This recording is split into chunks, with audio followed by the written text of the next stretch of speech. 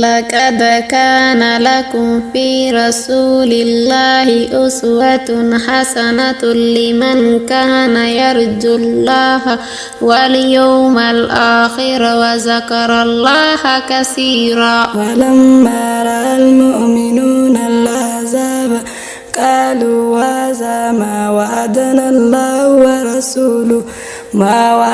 الله ورسوله وصدق الله ورسوله وما زادهم إلا إيمانا وتسليما. من المؤمنين الرجال صدقوا ما عاهدوا الله عليه فمنهم من قضى نحبه ومنهم من ينتظر وما بدلوا تبديلا. ليجزي الله الصادقين بصدقهم ويعذب المنافقين إن شاء أو يتوب عليهم إن الله كان غفورا رحيما. رد الله الذين كفروا بغيظهم لم ينالوا خيرا وكفى الله المؤمنين القتال وكان الله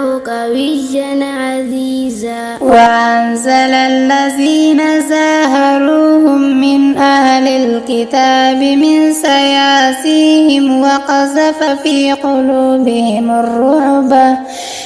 قلوبهم الرعب فريقا تقتلون وتأسرون فريقا وأورثكم أرضهم وديارهم وأموالهم وأرضا لم تطئوها وكان الله على كل شيء قديرا. يا أيها النبي قل لأزواجك إن كنتن تردن الحياة الدنيا وزينتها فتعالين أمتعكن وأسرحكن سراحا جميلا. وإن كنتن تردن الله ورسوله والدار الآخرة فإن الله أعد للمحسنات منكن أجرا عظيما. يا نساء النبي من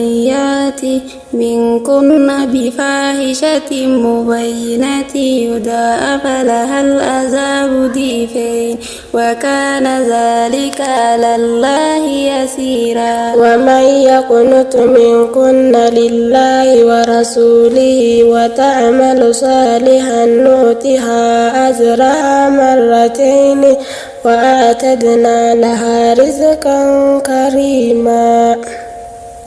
يا مئائسه هقا ربي سي فلته قبر تكسه إسا خنجرو تلفته ليجلون إسها هقا فولا